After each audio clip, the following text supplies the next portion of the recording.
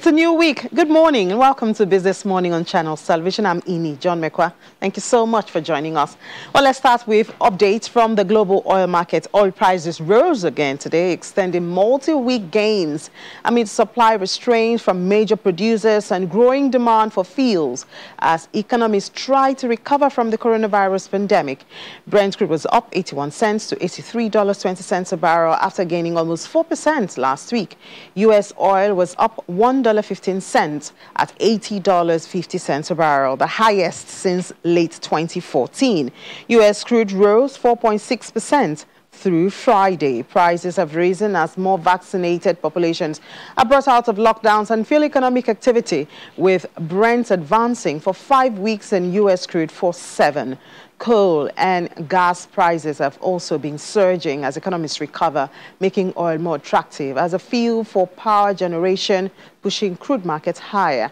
But with inventories in the U.S. starting to increase again after recent drawdowns, oil prices may start to falter. Well, coming back here in Nigeria, aside the unremitted 2.659 trillion naira revenue reported by the Nigeria Extractive Industries Transparency Initiative, NATI, the Nigerian Financial Intelligence Unit, the NFIU, has also uncovered over $5 billion and 700 billion naira not remitted as royalties by oil companies. The NFIU director, Mr. Modibo Tukur, made the relevant revelation at a ceremony where his unit signed a memorandum of understanding with the NATI on recovery of unremitted funds owed the federal government. Mr. Tukur adds that President Muhammadu Buhari has directed the unit to lead the immediate recoveries.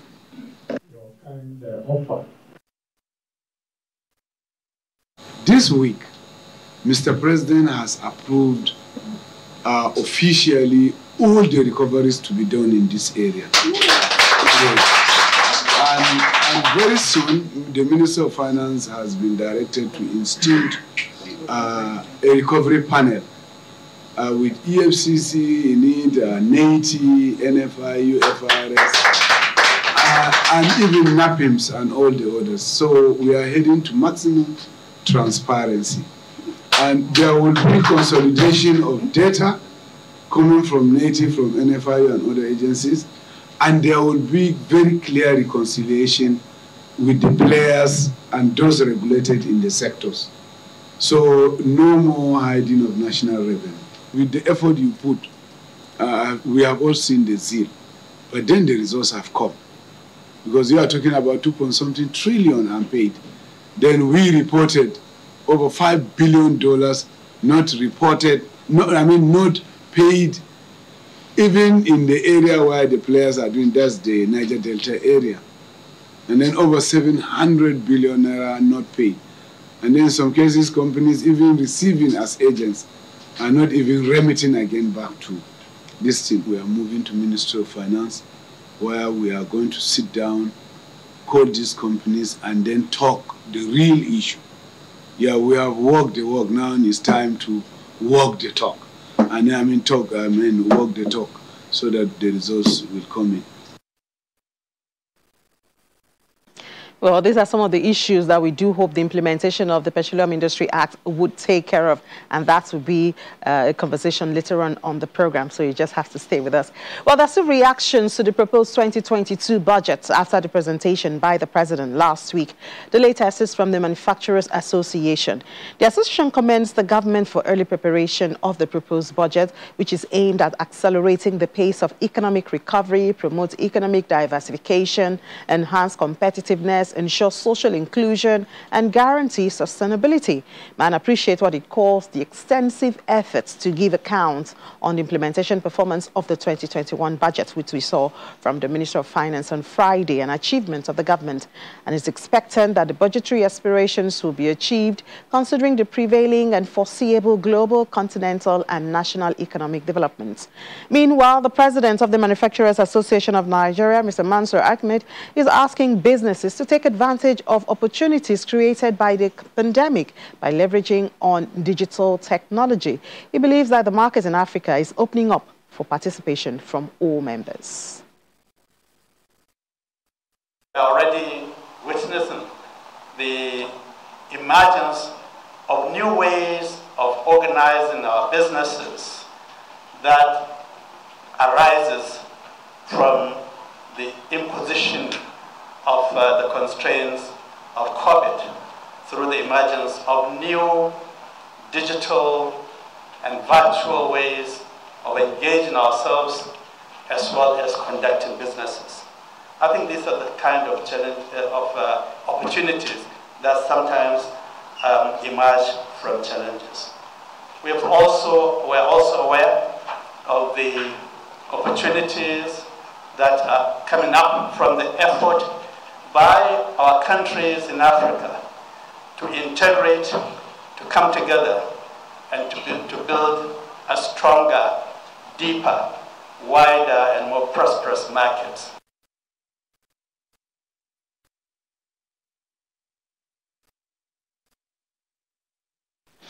And about 24 hours after the presentation of the 16.4 trillion naira budget by the president, the Minister of Finance gave the breakdown of the budget as well as the performance of the 2021 budget till the end of August. Now we'll review some of the figures which the minister presented with Mr. Ayodeji Ebo, the head retail investment in Chapel Hill. Denham, good morning and good to have you, Mr. Ebo. Good morning. Thanks for having me. So let's start with the FGN share of oil revenues, which was 754.2 billion naira, representing 56.3% performance on the prorogated sum in the 2021 budget, while non-oil tax revenues totaled 1.15 trillion naira. That's over 100% above the target. Now, how do we explain this? What's the meaning of this? What impact have we seen from this, saying that this is till the end of August and we're already in October? Okay, thanks. And very interesting, at least, to have the performance, which to me would also be what we should tell us what we should expect for the rest of the year, and also performance in 2022. So looking specifically around the revenue, so you will discover that the oil revenue underperformed by almost 43%, and that can likely be attributed to the OPEC plus quota. When you check Nigeria's oil production, excluding condensates, average around 1.3 million barrels per day production. So, but luckily, at least oil prices was up, and within that period would average around $65 to $70 per barrel. So, despite that, it still underperformed because of the cut in production. Then, speaking to the non-oil revenue, which surpassed the target when you prorate it based on the full year numbers, that surpassed, I think, by about 20%. So I tried to narrow that down to the company income tax and the value-added tax. Starting with the value-added tax, we'll recall that last year, based on the 2020 Finance Act, VAT was increased from 5% to 7.5%.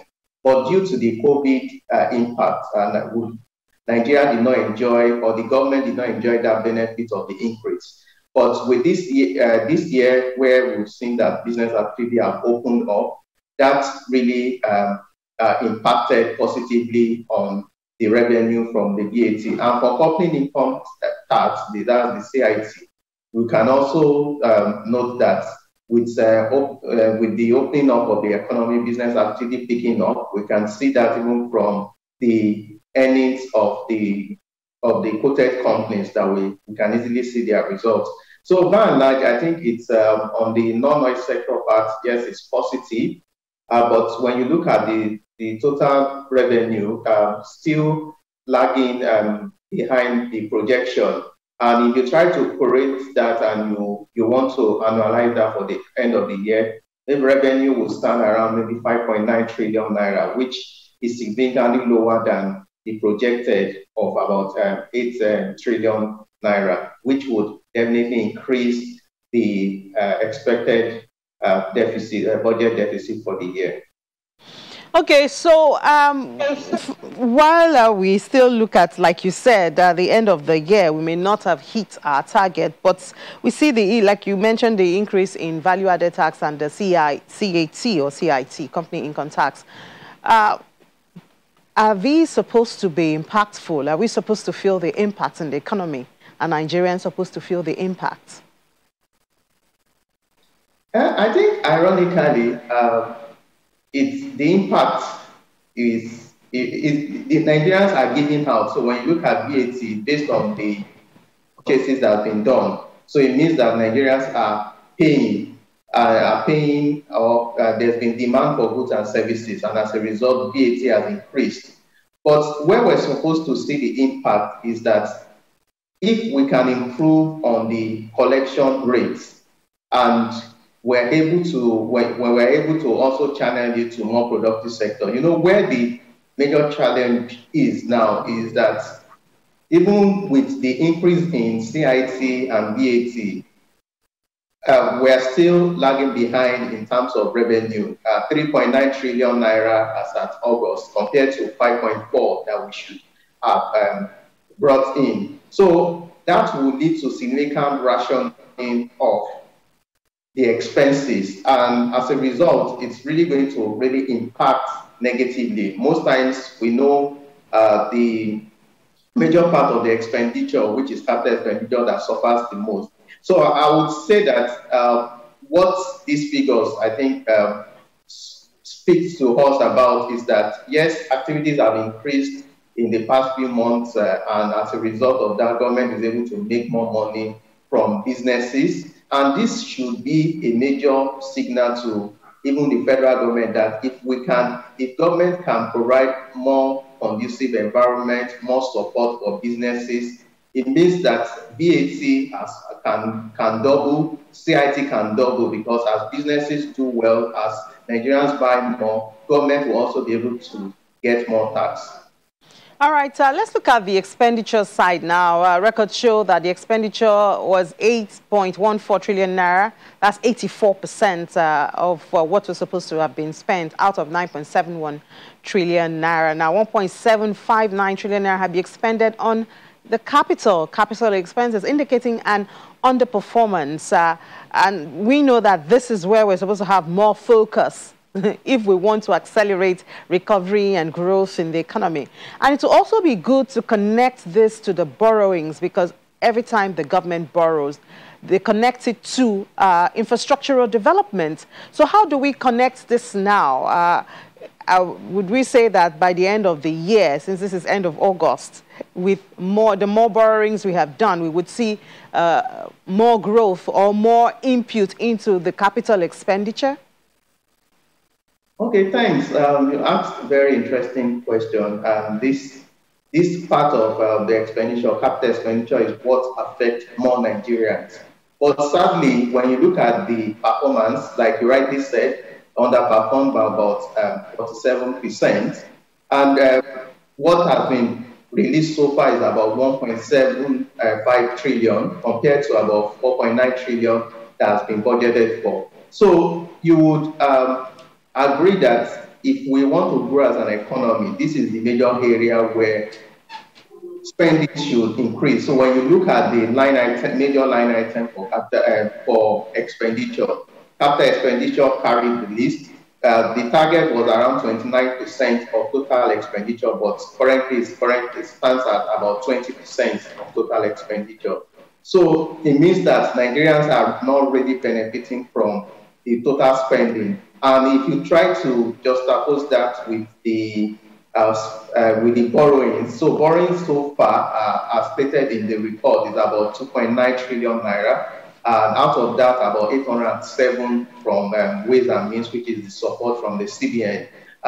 So when you look at the capital expenditure as a proportion of the borrowing, so you can see that rather than look at it as a proportion, I would say rather than look at it as a proportion of the borrowings. So you want to see what the actual revenue is. So actual revenue at 3.9 trillion so far, and government has spent 8.1 trillion naira as at August.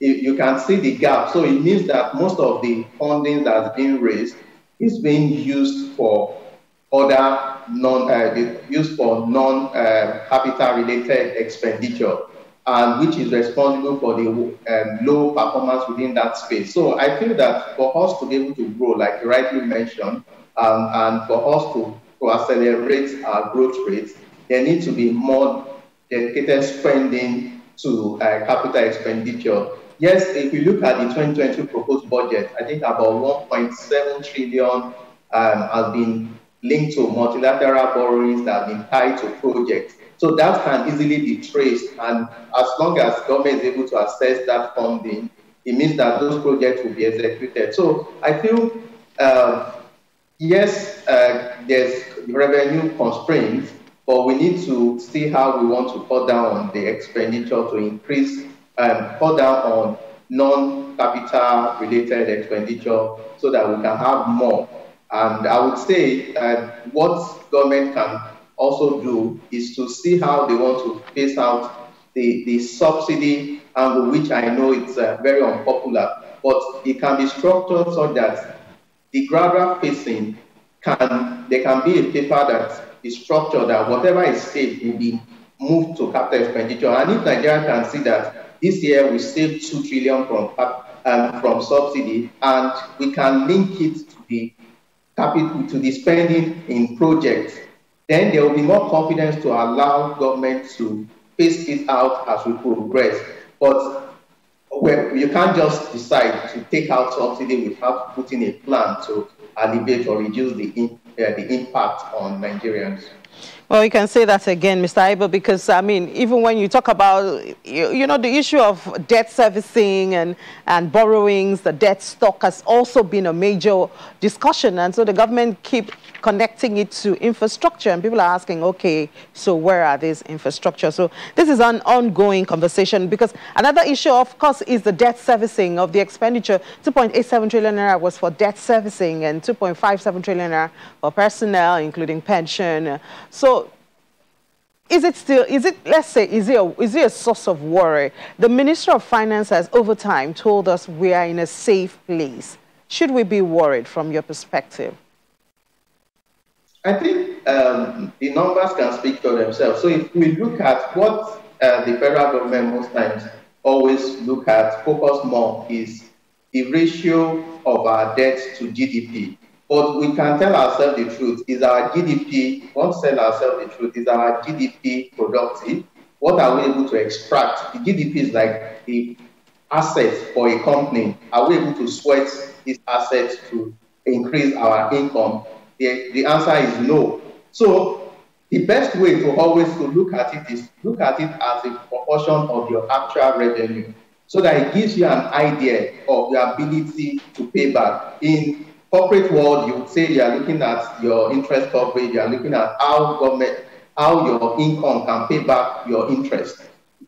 But when you look at it based on actual revenue, it's around 74%. It means that out of every 1 naira that we generate, 74 kobo is used to service the service debt. That's assuming that we don't get any other revenue for other purposes. So it means that it calls for concern. And another implication I think this would also have is the more we continue to borrow, the more it reduces the effectiveness of even our budget, because the capital expenditure angle of the budget or segment of the budget continue to suffer, because we will always need to first service our debt. We don't want to default on it so that we don't have bigger problems at our hands. And as a result, there will be little or nothing left for capital expenditure. It's interesting that the infra has been set up would also help improve reduce our infrastructure deficit this year once it kicks off. But I think we need to also always consider, beyond looking at it as a proportion of our GDP that is not very productive, then we need to focus on what the actual numbers is saying. You work from the actual numbers. Look at past performances in the past 3-4 years. If there's nothing that you have put in place that you are very sure that would double that revenue, then I think that in terms of borrowings, yes, we need to look for other means that we can use to raise borrowings, or even the little resources we should be used as counter funding so that we can increase the multiplier effect of the little resources that we have. Well, a very worrying cycle there, Mr. Ibu, because the government has said we need to borrow, at least to even fund the budget. And then, like you noted, more borrowings reduces the effectiveness of the budget. And with that means we have less capital development or expenditure, which of course means less infrastructure, which could affect the economy. So we do hope that we'll get out of this cycle in the nearest future. Thank you so much, Mr. Ayodije, for joining us this morning. Head Retail Investment, Chapel Hill. Then enjoy the rest of your day. And you too. Thank you for having me. You're welcome. So after the break, we will look at the oil and gas industry, but this time as it connects to the implementation of the Petroleum Industry Act. Remember, we talked about that when they said some oil companies have not been remitting their royalties and taxes. Perhaps we would solve that after this discussion. Join us. It's Business Morning on Channels Television.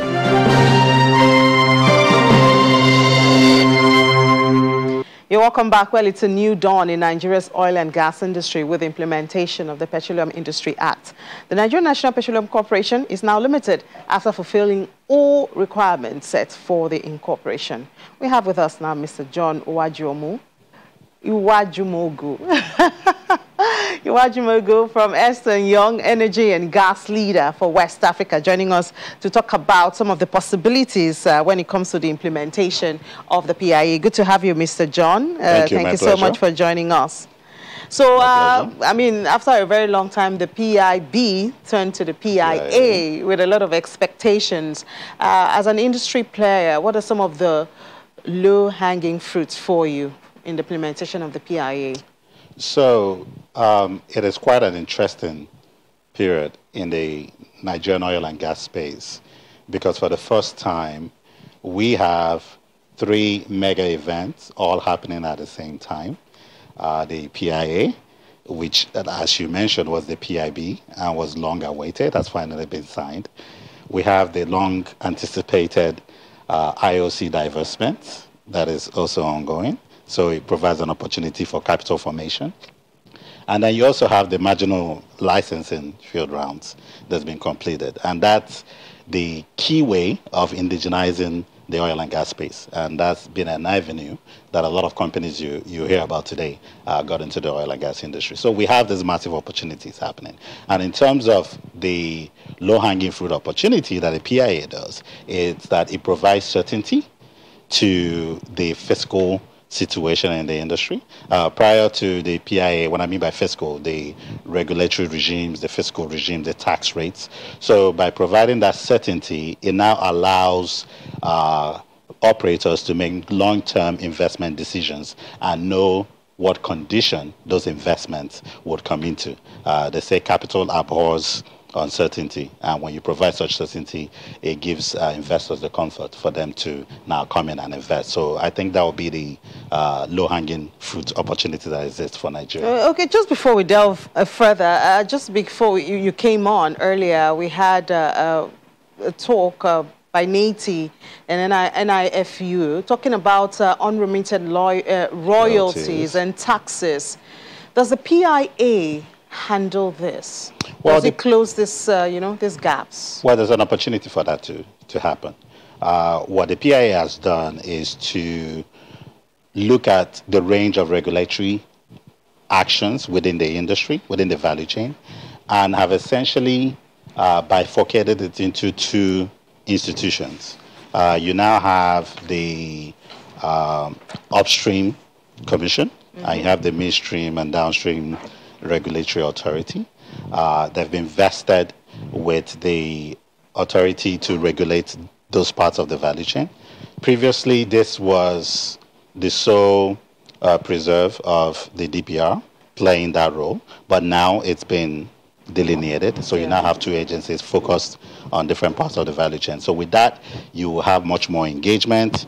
You'll have a concerted focus on a particular area of the value chain. So with that, we believe some of these issues will be stemmed by now having, rather than one agency looking across what is really huge value chain. If you think about it, from the midstream, the downstream to the upstream, you now have two agencies that are now separated and focused on each area. And with that heightened attention to their part of the value chain, some of these leakages, some of these gaps, some of these issues that exist will now be hopefully resolved. But won't that also create more bureaucracy in the system? Well, not really, in my view. It still remains to be seen in implementation and how all this pans out. But some of the issues that stemmed from the past was that you often, when you have one agency playing several roles, it creates a bit of confusion on maybe who to address your issues on, or whose responsibility it is to focus on any particular area when responsibilities are not clearly aligned or assigned. So in this case, people know anything that's related to downstream, I'm going to the authority, and if it's upstream, I'm going to the commission. And to even make another thing that the PIA has done as well is to remove some of the regulatory functions that NNPC was doing as well, and take that out and split it among the two institutions that have been created. So it provides additional clarity, it provides a point of contact, and it provides focus from a regulatory standpoint. So I think, if anything, it may actually reduce the level of bureaucratic complexity that existed in the past. All right, so unbundling of these pent-up transaction opportunities should present a lot of opportunities, fresh opportunities for investors. Right. You know, so as a potential investor watching this program now, Right. how should I be positioning myself? What conversation should I be having? Who should I be having that conversation with? I think the first part is to understand the implications, the full extent of the implications of the PIA. The PIA has brought in a number of new policies and regulations into the rule of the game, if you will. What we had before was the Petroleum Profit Tax. Now we have the Petroleum Industry Act. And with that, a number of the fiscal provisions have changed. And those things have specific impact on a company's financials and cash flows. And it impacts potential returns on investments. And it changes the way certain credits or investment tax credits work. So a careful scenario modeling analysis of the impact of the PIA is imperative. You have to do that to understand what it portends for your business, both for existing players and for new players that want to come into this space. Now, to give you a specific example, the PIA allows existing players, existing license holders, to either convert immediately or wait after 18 months. And there are a number of reasons why one may want to convert now or convert later, but any of those reasons will be peculiar to the type of terrain, so whether it's offshore, onshore, the type of contract you have. Some of the existing, for example, if you have dispute settlement, ongoing disputes with NNPC or DPR, there's implication on conversion on that. So those things have to be taken into view. And that's why we recommend doing a scenario modeling analysis to understand what the implication will be on your specific licenses. And after you've done that, then you'll have a more informed view on how to proceed. So ultimately, understanding the implications of the PIA is very, very key. Yeah, and a lot to understand. A lot to understand. It's a very comprehensive bill, act. That has the potential to completely transform. And already we're hearing of amendments, you know. Well, for a wide-reaching act of that nature, invariably there's going to be areas that will be broad, will require subsidiary regulations, or will require operating guidelines, so that practitioners will know how to apply it. So it's not unusual that you'll be hearing about amendments, and or modifications or operational guidelines to come out of this. It happens once you have an act of this magnitude. So that's going to happen. And therein lies where implementation is key on the government side, in making sure that we provide as much clarity as you can so that there will be certainty on what to I hope we won't have a lot of law cases, court cases coming from this. When we talk about interpretation and, you know, this group has this perspective and this group has another perspective, and, you know, you start seeing cases in court. It will be very important for a sensitization session to be held. And quite frankly, a lot of that happened going into the PIA. Practitioners have had a chance to look at the PIB, the final version that came out before it turned into the PIA. So there's been an opportunity to look at it and critique it and provide a point of view. And it's still ongoing. From what we understand, there's an implementation committee. Yes. And the role of that implementation committee is, in essence, to hear the voices of stakeholders. Are they meeting with stakeholders? There's been sessions, yes. There's been sessions. We've made presentations to the implementation committee on what we're hearing from our clients and our point of view, and I know other organizations have done that as well. So that is ongoing. Okay, you know, one interesting area that a lot of people, myself inclusive, would have loved to see addressed in the PIA would have been the issue of subsidy. Because this is an area that seems to be bleeding the country, but it's not a very popular one, because then labor unions, you know, will pick up their flags and start a fight once the government say they're going to put up subsidy. And now the government has made provision for subsidy in the 2022. And yet economists keep saying this is bleeding the country dry. We want infrastructure. Where do we get the money from? And this is not categorically captured in the PIA. So it leaves it kind of a gray area, uncertainty.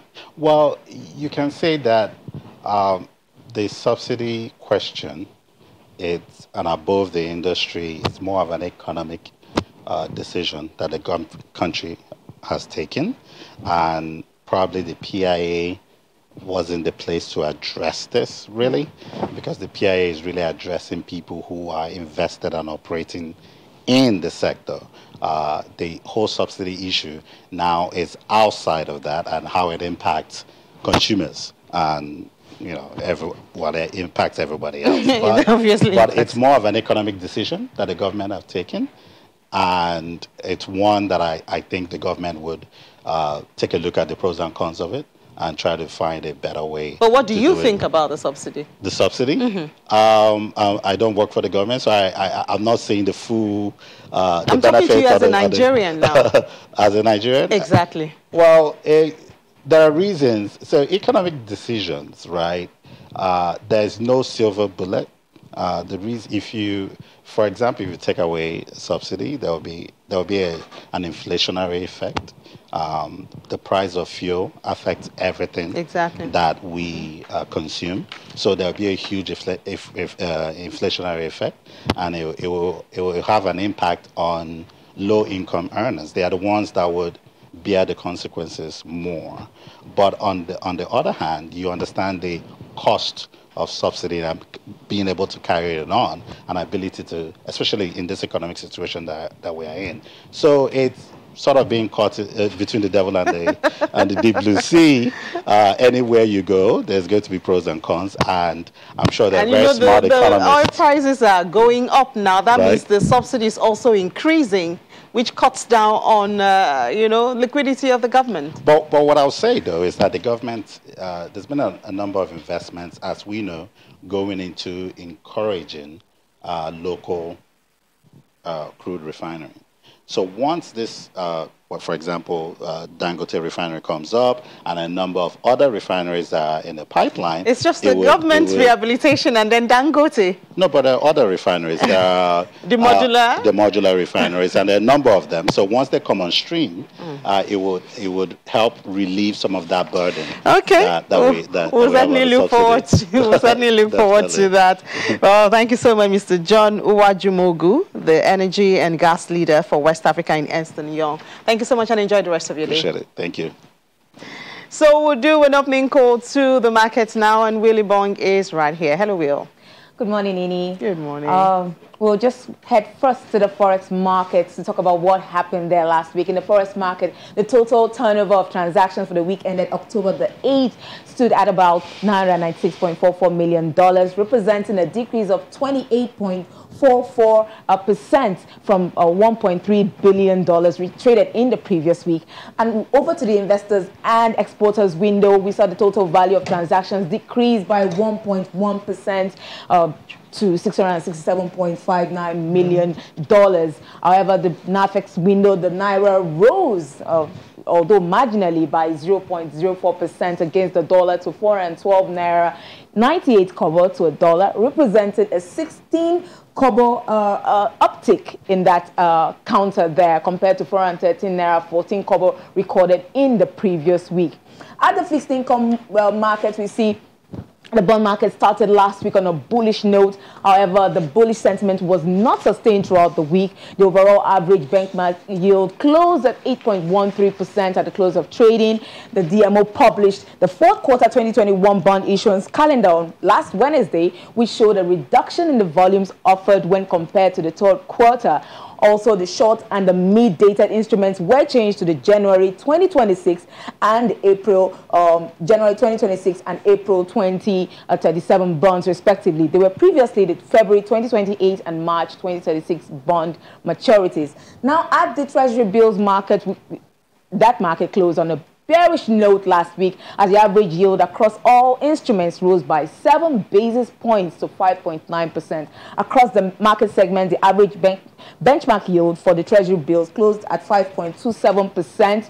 At the OMO market, it closed at 6.47%, and at the CBN special bills, it closed at 6.04%, posting a week-on-week decline of 0.36% for the Treasury bills, while the OMO bills and CBN special bills rose week-on-week by 2.41% and 0.08%, respectively. Now let's bring in Ladi Bello, a fixed income dealer at Access Bank, to give us more insights on last week's trading.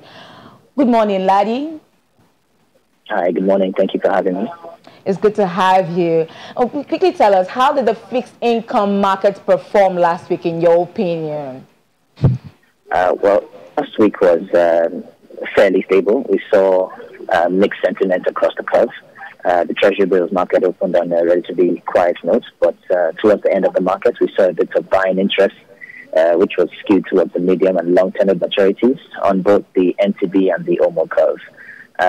This was given the absence of the OMO maturity or the OMO auction that wasn't conducted on Thursday, as the trend has been previously. But by and large, we saw just a handful of trades being consummated across the curve. Within the bond market, the market also opened on a calm note. We saw a little bit of upward repricing. Then the issuance of the Q4 calendar, which shows a total of about 350 billion would be offered this quarter to keep up with the government's budget deficit. A lot of the proportion of this was augmented by the 4 billion that was raised in the Eurobond space across the 2028, 2033, and the long-tenured Nigerian Eurobond, which is the Nigeria 2051 maturity. But by and large, we also only saw a couple of trades just executed throughout the week, giving the weak investor appetite. But going into this week, we expect slightly more activity as we approach the auction and as the issuances stabilize or settle into the market accordingly. Within the Eurobond space, over the last couple of weeks, we've seen a huge supply coming from the Nigerian maturities, like I mentioned earlier, the Access 2026, as well as the Access Perpetual Bond. Also within this space, with Sub-Saharan Africa, we also saw Egypt coming in to issue the long-tenured 2061 maturity. So because of the flood in the supply, we've seen yields uptick, and some of the sovereigns have taken a bigger hit than others. For example, Ghana traded at a peak of about 10.5% last week. But going into this week, we expect to see a lot more retracement with these long-tenured Ghana maturities trading at the sub-10% handle, as there was no real reason for the spike. It was just a bit of rebalance in their portfolio because of the supply across the Ghana curve. Okay, so you just mentioned the Ghana curve, but we're going to circle back to the bond market there. We observed an uptick. You mentioned the uppricing of certain maturities. What drove this particular one? Well, because the Q4 calendar was issued in the early stages of last week, where 150 billion would be offered across the curve. So we've seen, or we would see 50 billion on offer on the 2026 bond. This was replaced by the 2028 maturity that we saw in the preceding months. Now on the calendar is the new 2037, which will be reopened next week at the auction. This was coming from the 2036 maturity that was offered at the previous auction as well. But the 2050 maturity, which has held constant over the last couple of months, will still be issued up until the very end of the year, November. But we don't expect to see the long tenor 30-year reopening being offered at December's auction. Okay, thank you so much, Ladi Bello, for that insight, and we'll look forward to the outlook you just projected. Thank you so much, Ladi, a fixed income dealer at Access Bank.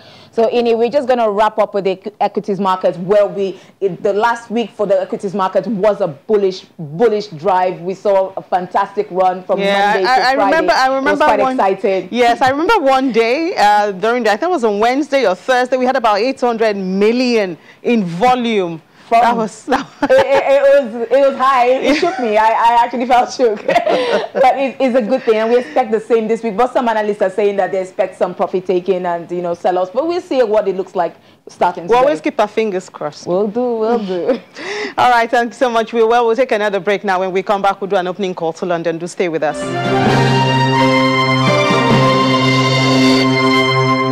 You're welcome back. Well, these are not very pleasant days for businessmen or even residents in the United Kingdom. For one, the supply chain crisis is hitting businesses and consumer confidence. We have Juliana joining us now for details from our London studio. Hello, Juliana. Good morning. And good morning, Ini.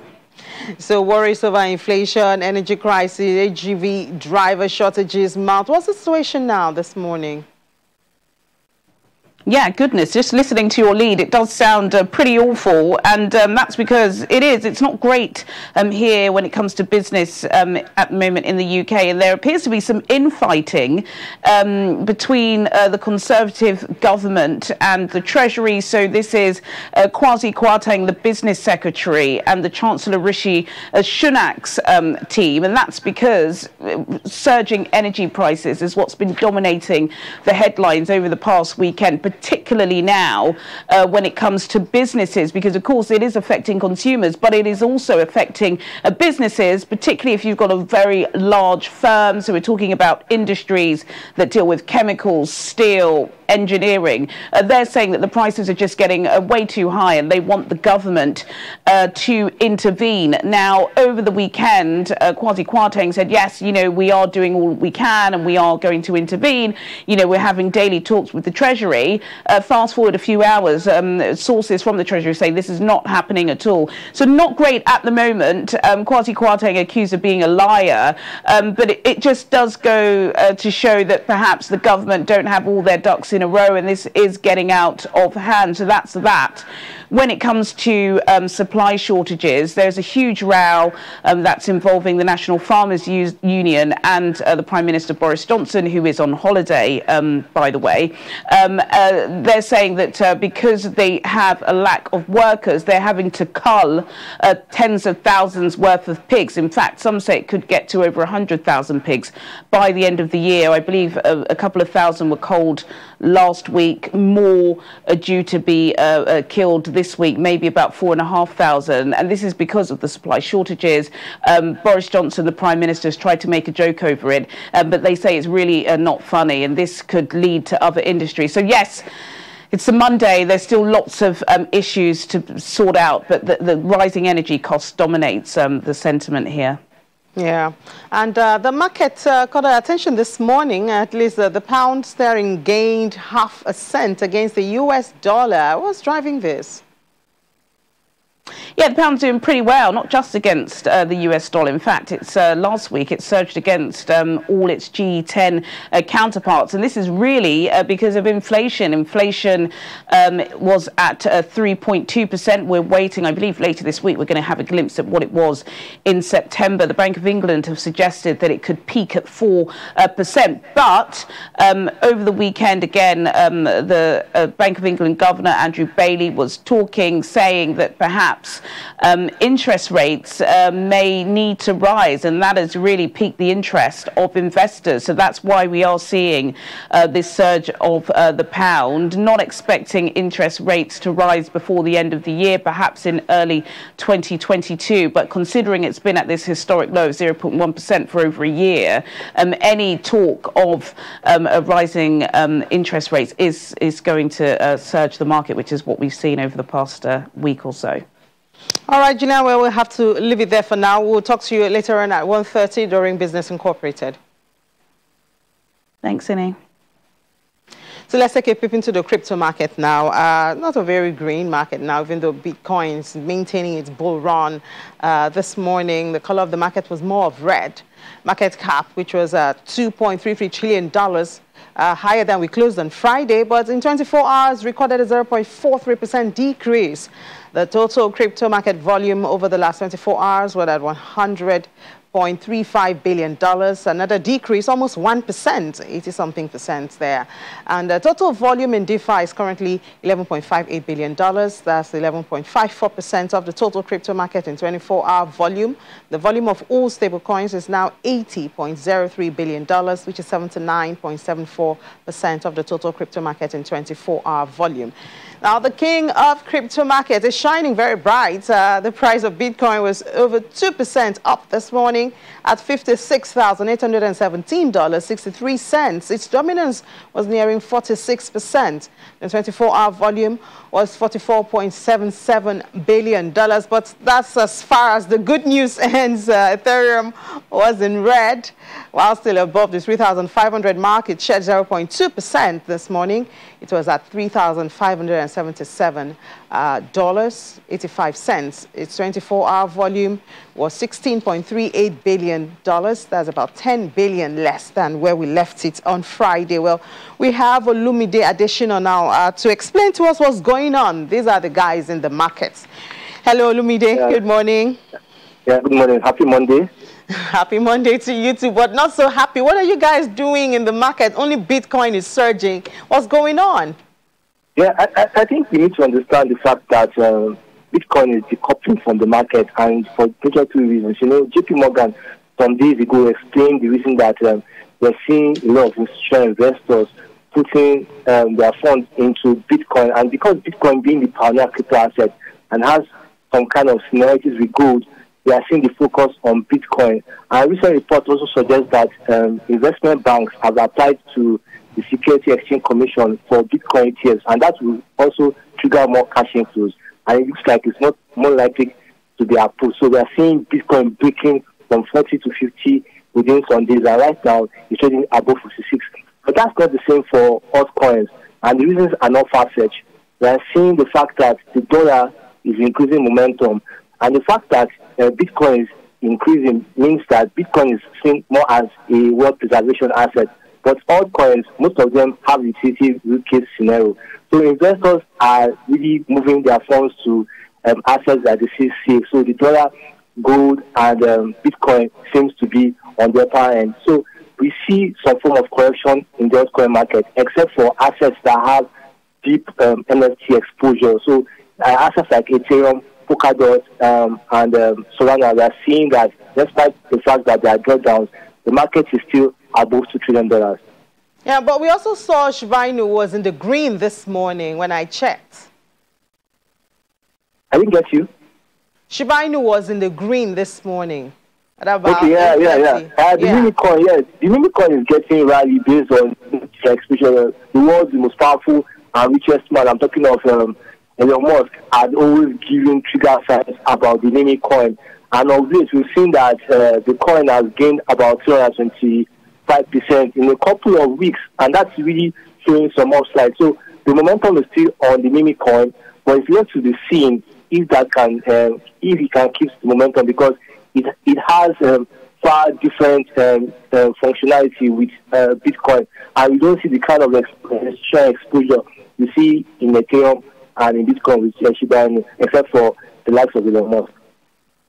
All right, thank you so much, Olumide Adesina, investment and financial market analyst, for sharing your thoughts with us this morning. Thank you. So that's it on the program. Thank you so much for being a part of it. It was a pleasure. Let's do this again at 1:30 when we have Business Incorporated and give you updates from the world of business. I'm Ini John Memba.